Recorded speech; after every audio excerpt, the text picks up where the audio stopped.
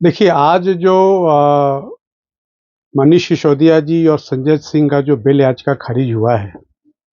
कमल जी, इस विषय में मेरा एक कहना है कि जो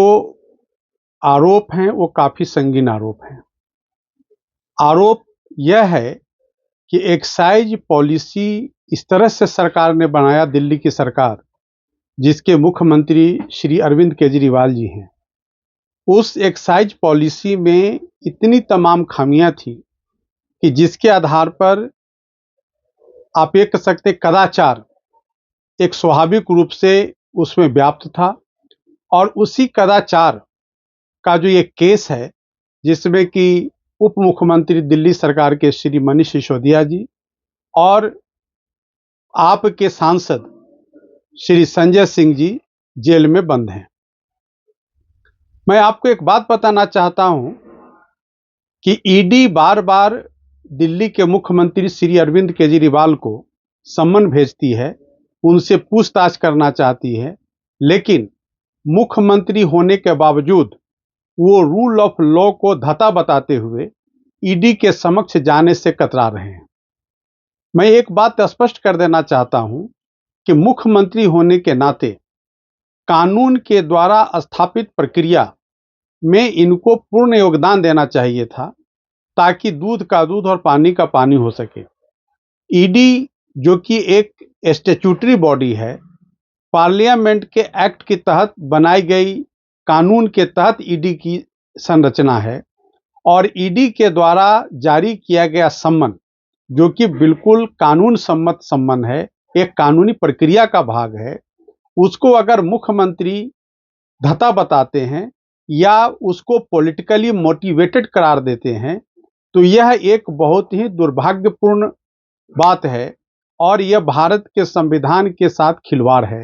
एक मुख्यमंत्री के तौर पर श्री अरविंद केजरीवाल भारत के संविधान या भारत के कानून के साथ खिलवाड़ अगर करते हैं, तो यह उनका सिर्फ गैर जिम्मेदाराना ही नहीं, एक नागरिक के रूप में कानून के स्थापित इंस्टीट्यूशंस में अविश्वास की भावना होगी, और यह किसी भी प्रजातंत्र के लिए या किसी भी रूल ऑफ लॉ के लिए बहुत ही खतरनाक विषय है। इसका दूसरा पहलू भी है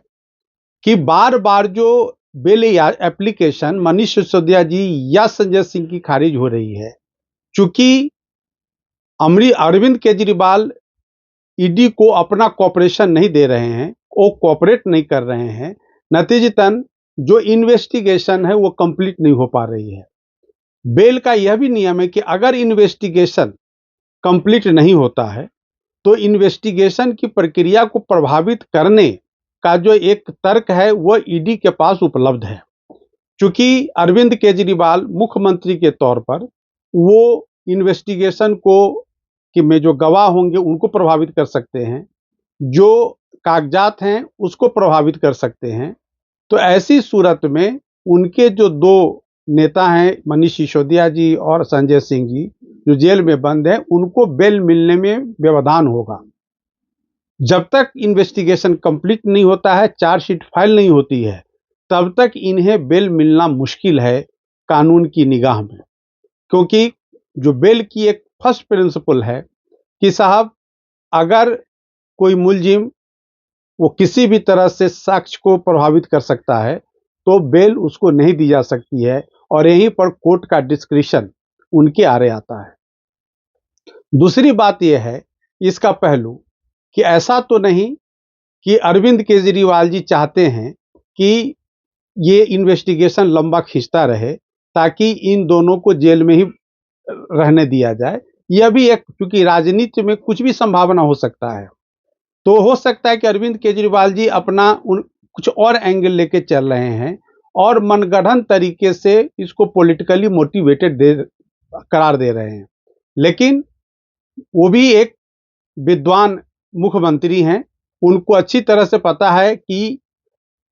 मनी लॉन्ड्रिंग कानून क्या है, मनी लॉन्ड्रिंग कानून के तहत जो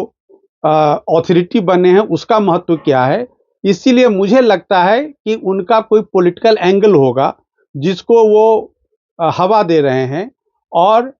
हो सकता है कि उनको चाहत हो कि ये दोनों लंबे समय तक जेल के अंदर रहें, तो ये मंशा भी हो सकती है। अन्यथा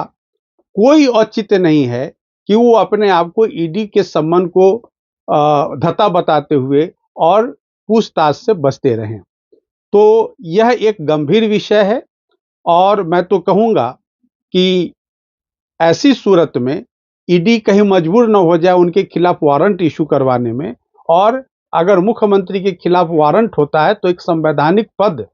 पर भी बने रहना अरविंद केजरीवाल जी के लिए मुश्किल होगा, ताकि संवैधानिक पद पर रहते हुए उन्हें किसी भी तरह के कानूनी पचड़े में नहीं पड़ के उन्हें एक जिम्मेदार नागरिक के रूप में, जिम्मेदार मुख्यमंत्री के रूप में उनको ईडी के इन्वेस्टिगेशन का सामना करना चाहिए। धन्यवाद।